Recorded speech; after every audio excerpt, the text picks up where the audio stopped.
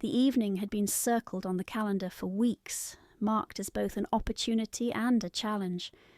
The anticipation of it fluttered in my stomach, a mix of nerves and excitement. Everything had to be perfect for tonight's dinner, not just to impress, but to pave the way for my husband's potential promotion. It wasn't just any dinner, it was a meal that could alter the trajectory of our lives, a chance to really solidify our future. Every detail was meticulously planned, from the polished silverware to the crystal wine glasses that caught the light just so. The menu was crafted to cater to gourmet tastes, a blend of exquisite flavours that I hoped would showcase not just my culinary skills, but also my dedication to my husband's career. This wasn't merely about the food or the setting, it was about creating an ambience that whispered of competence, stability, and charm. I rehearsed conversations in my head, practicing smiles and laughter, ensuring that each gesture and word would contribute to the evening's success. My husband, usually not one to fuss over social engagements, understood the stakes and was unusually supportive, his own nerves masked by a veneer of confidence.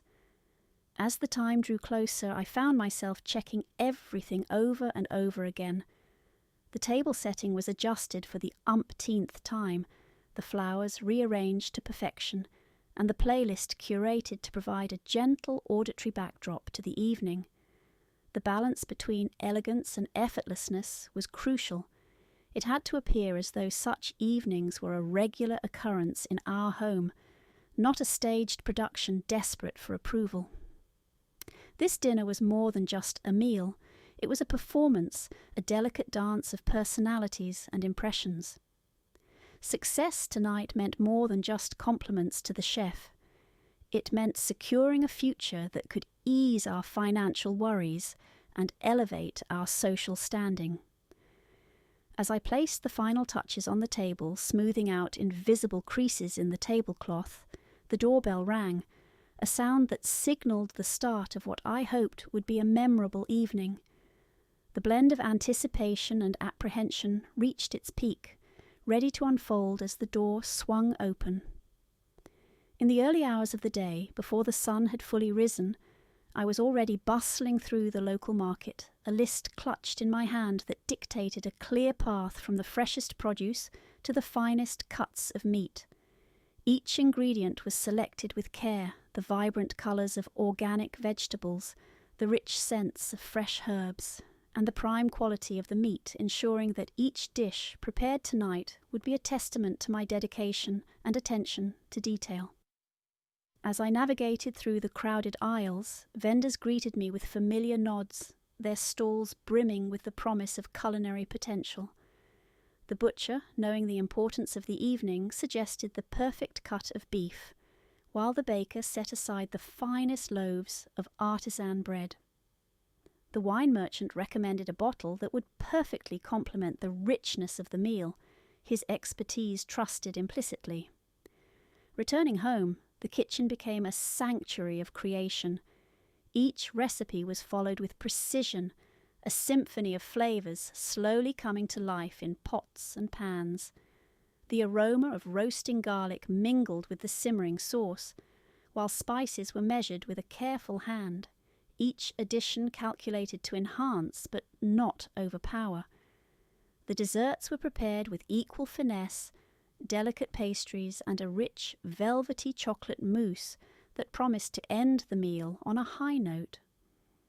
As the culinary preparations neared completion, attention turned to the dining area. The table was set with a theme of understated elegance, the fine china and gleaming glassware laid out with geometric precision. A centerpiece of fresh flowers provided a burst of natural beauty, their colours echoing the tones of the evening's menu. Soft, ambient lighting was arranged to cast a warm glow over the table, with candles ready to be lit at dusk, their flickering flames poised to create an intimate atmosphere. With every detail scrutinized and adjusted until perfect, the stage was set. The fusion of flavors, the aesthetic appeal of the table setting, and the ambient environment were all crafted to impress, to make a statement without words that this was a household of taste, elegance, and meticulous care. As the final preparations were put in place, a deep breath was taken, a moment of calm before the evening unfolded, ready to embrace whatever the night had in store. The doorbell chimed unexpectedly early, pulling me away from my meticulous tasks. As I opened the door, there he stood, not just punctual, but ahead of time, his presence commanding yet enveloped in an easygoing charm that immediately put me at ease.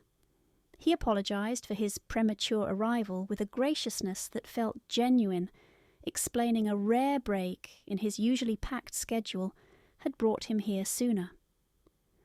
Our conversation began as a polite exchange of pleasantries, but quickly deepened thanks to his knack for dialogue that seemed as finely tuned as his business acumen. His questions about the origin of recipes or the choice of decor were interlaced with light anecdotes from his travels and experiences, making him not just a guest, but a storyteller who brought a world of experiences into our home. I found myself surprisingly comfortable in his presence, responding with laughter and stories of my own. The kitchen, usually a solitary realm of concentration, became a lively stage for an exchange of narratives. As I plated the appetizers, his interest didn't wane but intensified, his appreciation for culinary arts apparent in his keen observations and knowledgeable comments. He moved with an ease that belied his stature, his demeanour unassuming yet confident. This unexpected ease of interaction was a pleasant divergence from the formal, almost scripted conversations we had anticipated. His charisma was disarming, and despite my initial reservations, I found myself charmed by the genuine curiosity and warmth he exuded. As we spoke, it became clear that his reputation for sternness in the boardroom belied a much more approachable, even affable personality outside of it. This revelation was a refreshing twist, adding a layer of complexity to my understanding of him. His early arrival, which could have been a source of stress, instead allowed a natural rapport to blossom, one that was devoid of the usual jitters that might have accompanied a more orchestrated introduction. By the time my husband joined us, a foundation of genuine amiability had been laid, setting the stage for an evening that promised to be as enriching personally as it was important professionally. As the dinner officially commenced with the arrival of my husband, the atmosphere was buoyant, filled with a lively buzz that only a perfectly set table and thoughtfully prepared dishes could inspire. My husband, ever the gracious host, seamlessly joined the conversation, his demeanour reflecting pride in both the setting and his spouse. His boss reciprocated with commendations on the ambience and the aromas that promised a culinary delight. Throughout the meal, the exchanges skirted the line between professional courtesies and personal anecdotes, each story from the boss adding layers to his character that were both intriguing and surprising. He discussed his ventures with a modesty that was unexpected, his achievements woven through tales that showcased not just his business acumen, but his humanitarian efforts and cultural appreciation. I contributed to the conversation with my own insights, feeling an unexpected kinship in our mutual appreciation for art and literature, subjects that my husband usually entertained with polite detachment. The boss's keen interest in these discussions added a richness to the evening, his perspectives both enlightening and provoking thoughtful exchanges. The dynamic at the table was fluid, with laughter often punctuating the meal, dispelling any remnants of initial formalities. The ease with which the boss conversed, his laughter resonating warmly against the soft clinks of cutlery and glasses, created a convivial atmosphere that transcended typical dinner engagements. Observing them together, I noted a camaraderie that went beyond mere professional relationships. It was clear that the respect was mutual, and the foundations of their interactions were solidly built on genuine regard and shared goals. Yet, in this relaxed setting, I saw another side to the boss, one that could not be gleaned from corporate boardrooms or through the filtered stories of workplace achievements. As the main course transitioned to dessert, the evening continued to unfold with a delightful ease, promises of future gatherings already taking shape. The night, initially approached with a mixture of anticipation and anxiety, had blossomed into an enriching experience that would be remembered not just for its culinary successes, but for the unexpected personal connections that it fostered. The dialogue gradually shifted from business strategies to personal endeavours as the wine flowed and the dishes transitioned. It was during one such moment, while enjoying a particularly well-paired vintage, that the boss began to share tales from his extensive travels, each destination more exotic than the last. His narratives were not just recounts, but vibrant canvases painted with words, bringing distant lands alive right at our dining table. He spoke of a sunrise over Angkor Wat, the spiritual silence heavy with history, the skies a canvas of orange and lavender hues. Then there was the bustling marketplace in Marrakesh, vibrant with colours and the rich scents of spices and jasmine. With each story he conveyed not just the sights, but the sounds, the emotions, the pulse of life that he had experienced, making each place feel tantalizingly tangible. I found myself drawn into these stories, the world, shrinking to the confines of our conversation. His ability to describe his emotions at the Sistine Chapel, overwhelmed by the sheer beauty and human genius, made me reflect on my own experiences and the often unacknowledged beauty around us.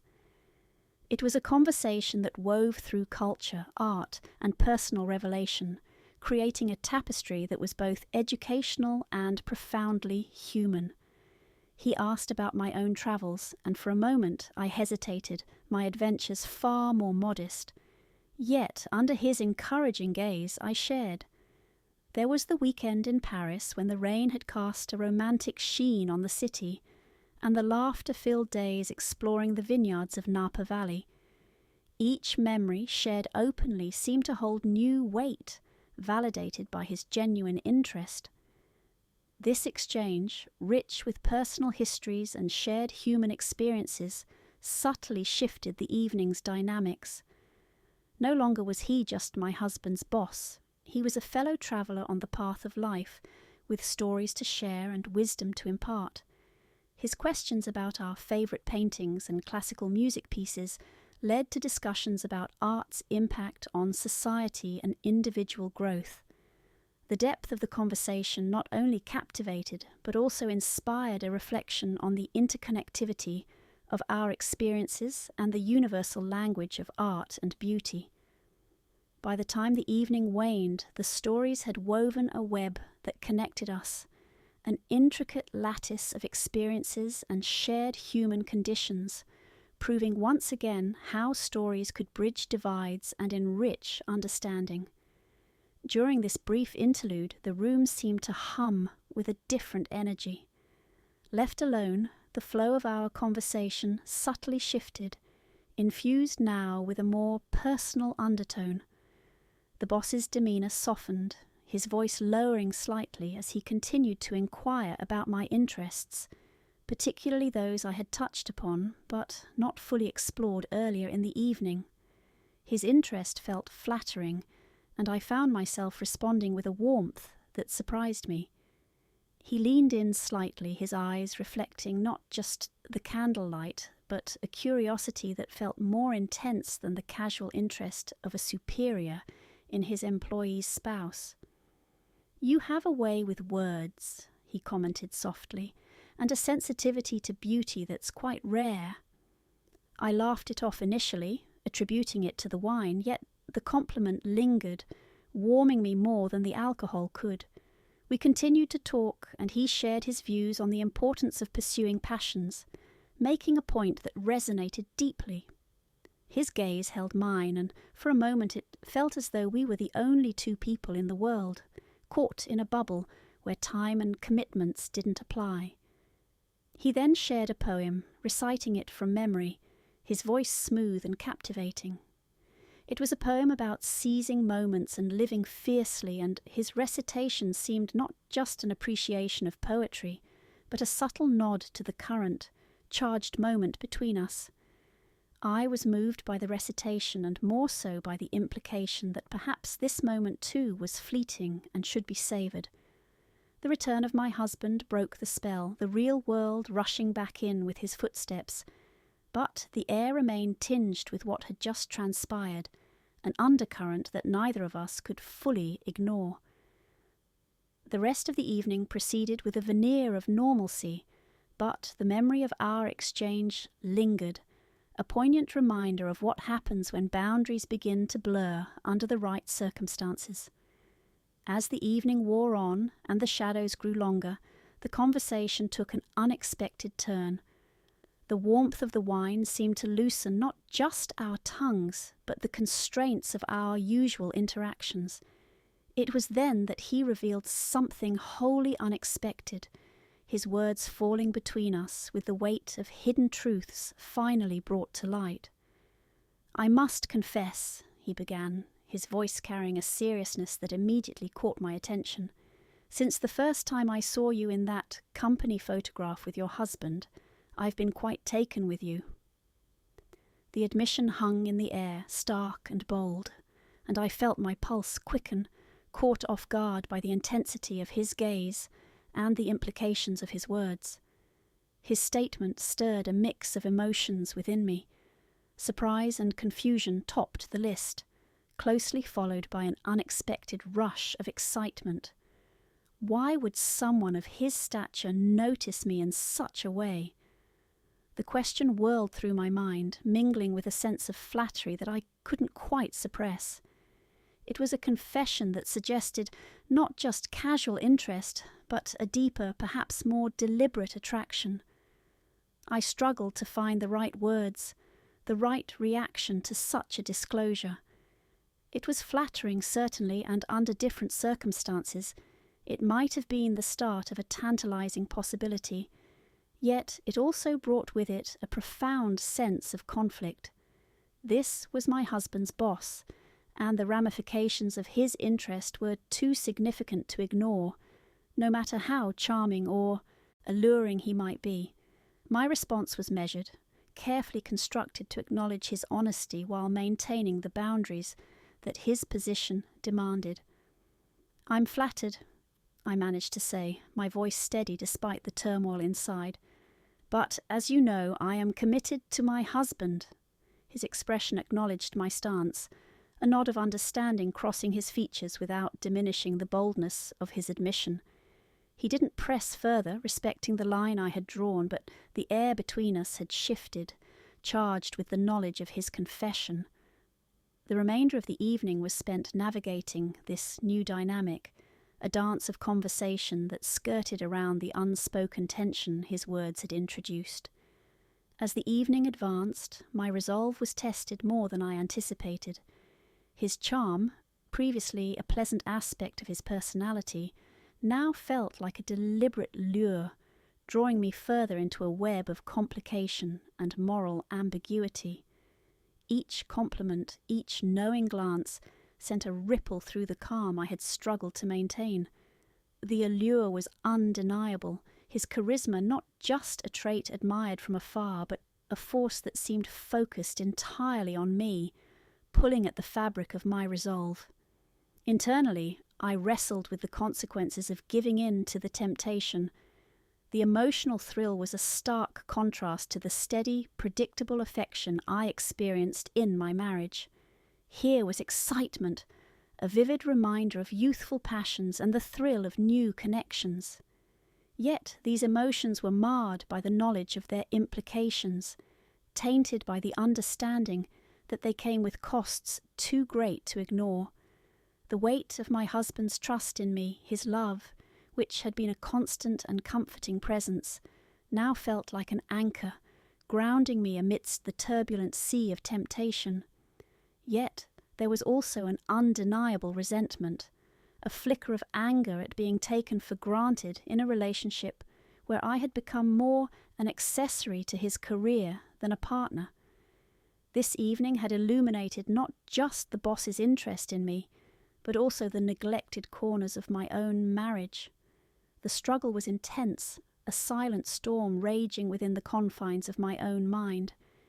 Each polite interaction with the boss was a battle, a test of willpower against the easy route of emotional surrender. The ideal of fidelity, the commitment I had made and intended to keep, now required more than passive adherence. It required active reinforcement in the face of real temptation. The internal debate was exhaustive, each argument for and against playing out in the quiet moments between conversations, in the pauses of the evening that allowed reflection.